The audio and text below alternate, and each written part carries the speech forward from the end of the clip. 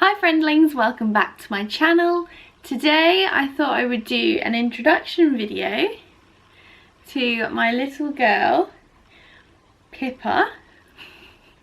I don't want to say her full name then. Pippa Darcy Heath is what we named her. She's absolutely gorgeous. I really can't believe that I'm filming this video for starters. Say hello. Say hello to the internet. Yeah. So she was born on the 5th of April, one day before her due date.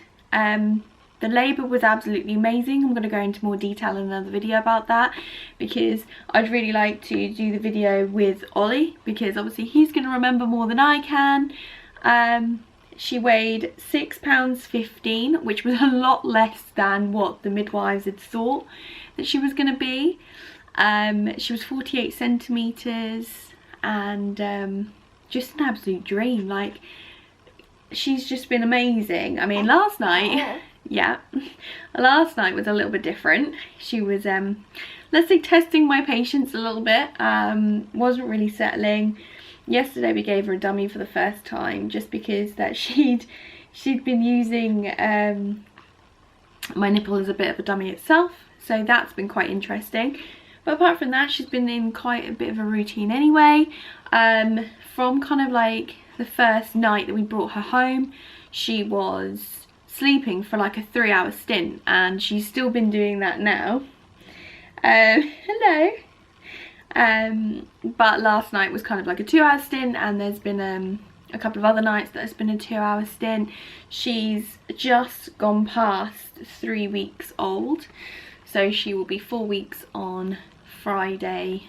No, I mean, she'll be a month old on the 5th of May, obviously.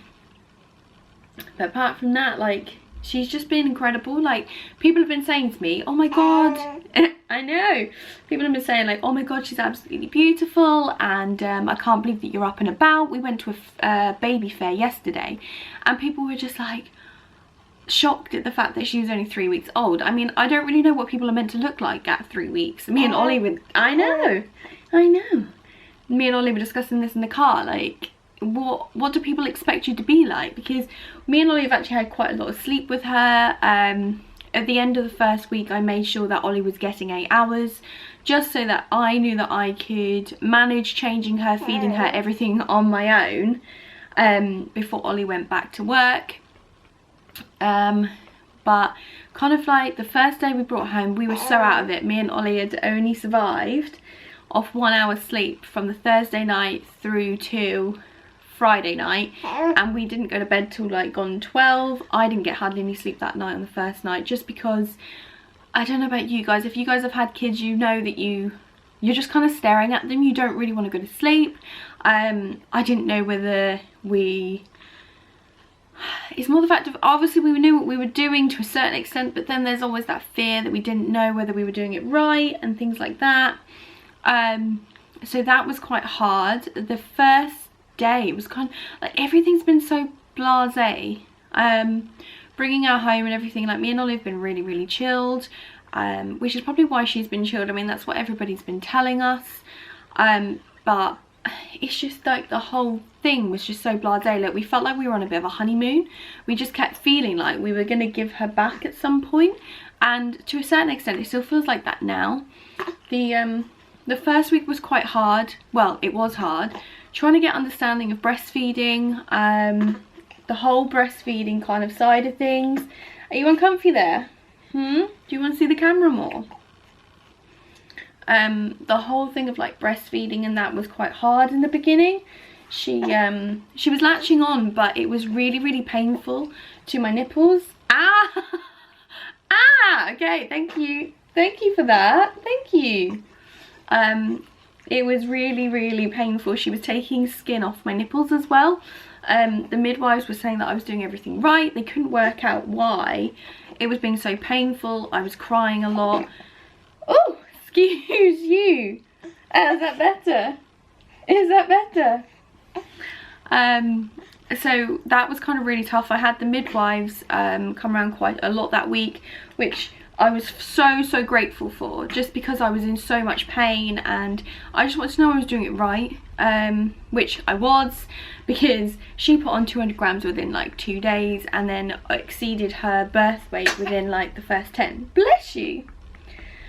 So it kind of made everything feel a lot better, but the first week was hard, like getting into routine, understanding what she wants, understanding what we need to do, everything like that.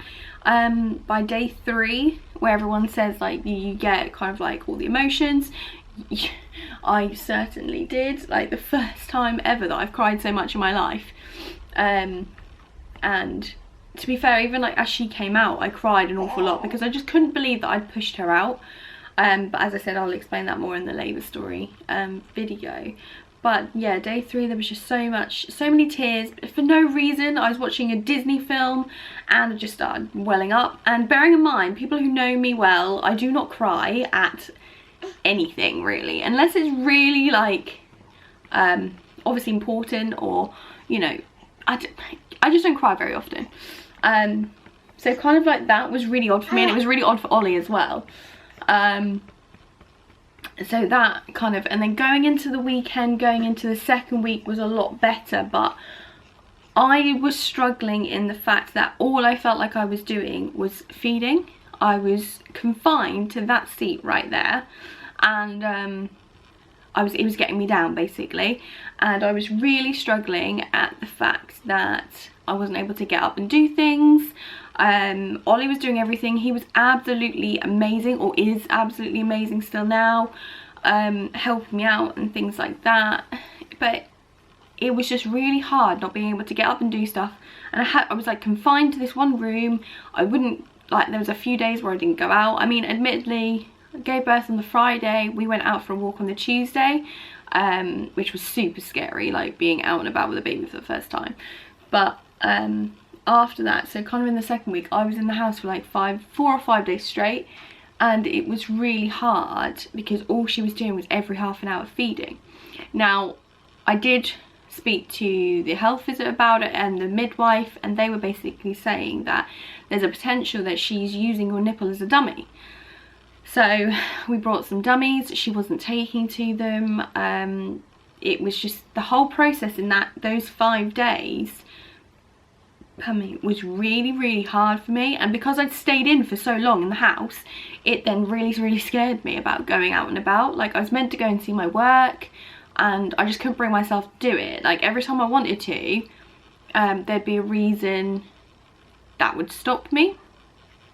But I'm so much better now. Like, the first day Ollie went back to work, my sister came down to help me out for the first day, and then just kind of little bits and pieces that we've done, like going out to the shops, and I went out for a meal with Beck and Zoe, and then Ollie met us at Next after, and we went for a walk around, and I actually breastfed walking around Next. Admittedly, I covered myself up and I covered her up, but I was still walking around, and that was the first time I'd breastfed outside the house. So that was really good, wasn't it? And you got everything that you needed, and it's just kind of been up and down, and that's expected. I mean, at the end of the day, everybody's different, and I think what people don't realise is that every baby is different, and we can't think that everybody's looking at us and thinking and judging us, because I think that's the biggest problem. There's so many things that I'm like, oh my god, what if people think this, what if people think that? And that's something that I've never been like. I've always been kind of like, I don't care what people think of me. And to actually care what people think of me now, even though my other half of my brain's going, why do you care what people think? The bigger part of my brain taking over and worrying about what people think gives me the anxiety about going out. And like I said, I am overcoming that, but it's just weird because even like speaking to Ollie and Beck about this in the car the other day, I have never ever felt like this. So that's really hard for me to get to grips with, to think, why do I care what people think? But the hormones in your body and things like that overtake a little bit, and it's just about timing. Like, I feel so much better than I have done, and I feel like we're in so much more of a routine, and I feel like I'm so much more confident taking her out and about. And it's just, you just go with the flow. And that's what I think I need to realise, because me and Ollie have been so chilled about the whole pregnancy, the whole birth, the just her being here. So why stop now? And that, I think that's what I need to kind of like take charge of a little bit, which I feel like I have. I mean, I feel like the more I'm talking about this, I feel like it sounds like there's a bigger problem there, or it sounds like I'm feeling more than I actually am. I just want you guys to know that these, you know, those feelings were there, or, you know, kind of still are there, but there's nothing to be ashamed of that. Like, at the end of the day, you feel what you feel, and you just gotta go with the flow. So that was kind of like the first and second week, ups and downs. So we're now, so the third week was a lot better. Like I said, we went out and about, and I had the meal with the girls over the weekend. So it is, you know, 10 times better than it was. But yeah, so going back onto something like a little bit more positive. So Pippa Darcy, first and middle name. First name we liked, and it has been Pippa for a long time. We were actually worried that she wasn't going to look like a Pippa because we decided on the name so early on. Luckily she did, and we liked it because it was so different. Like, you don't hear of many Pippas, and even the midwives were saying to us that they haven't heard of a Pippa in such a long time.